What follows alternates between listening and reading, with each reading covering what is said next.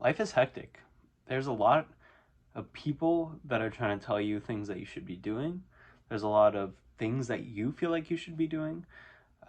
There's so many variables of relationships, work, school, taking care of parents, taking care of a grandparent. There's so many things that are going on in life. And in this video, what I want to talk about is how can we help ourselves manage all these things going on in our lives? How can we slow ourselves down and find the patience that we need in order to really deal with these things in a productive and meaningful way, without the hecticness and stress. Obviously there's going to be stress and you're going to feel like things are hectic at times, but how can we manage these things? How can we slow down, and how can we just be at peace with these almost, because there is a way. There is a way. And, sometimes it feels like there's not, but I believe there is. I believe you can always slow down. And with my first point that I'd like to talk about is just breathing. That's something that I think that a lot of people forget to do, because we just, we're constantly breathing, like right this second I'm breathing. Um, but how do we manage our breathing? Do we take deep breaths very often? Do we are we taking like quick short breaths? Like how are we doing this? Are we breathing in through our nose? Are we breathing in through our mouths? There's so many ways to breathe. What is the right way, and how what does this even have to do with managing stress and managing things that are going on in our lives? What does it do? Well, the answer is a lot. It helps you manage just your head, because we have so many thoughts happening all at the same time, and we have so many things biting at us. Like I mentioned earlier in the video, we have jobs, we have schooling, we have parents, we have relationships, we have so many things going on in our lives that if we just slow down and take breaths,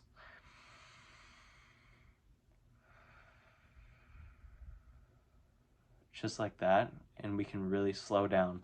And I think this gives me just a peace of mind in the moment, and kind of helps me remember that all we have is the present moment. And what's in the future is to come, and what's in the past has already happened. But there's nothing we can specifically do about the past to change it.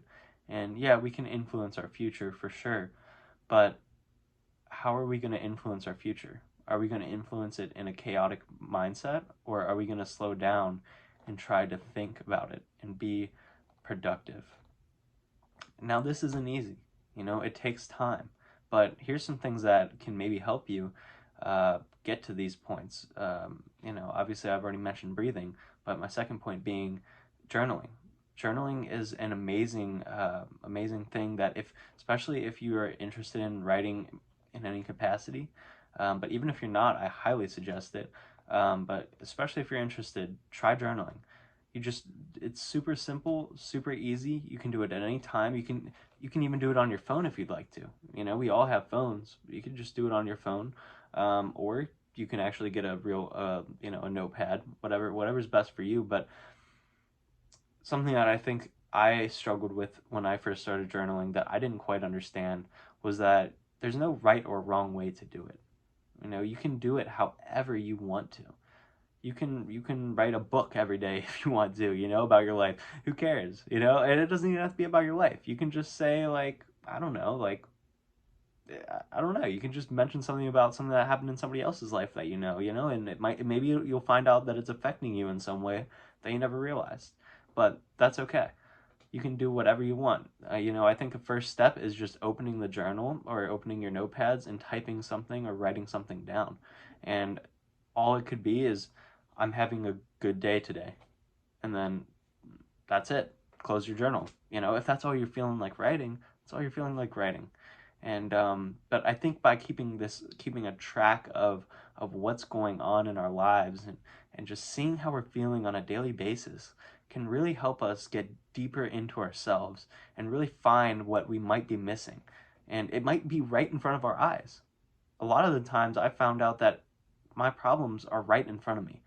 And journaling helps me with that because I start to write them down. I start to see what's bothering me. And once you see it on paper or on your phone, you really realize like, oh wow, this is something that I can do something about. I can change this. I can be present in my own life. I don't have to be putting things on the back burner all the time, and I don't have to be forgetting to do things that I want to do. And it really adds up once you start to do this, and your life can become so much better and so much freer, and you can be just a happier, more pleasant person to be around. And it's not just for you but also others. And why wouldn't you want that, you know? I'm not saying that breathing and journaling and then another thing could be meditating. I'm not saying these are the only three things that you can do, but I'm just telling you that these are things in my life that I've found that help me a lot. And I've talked to other people in my life about doing these things, and they've said that they've helped as well. And these are things that I think truly could help anybody, if as long as they took the time to try it.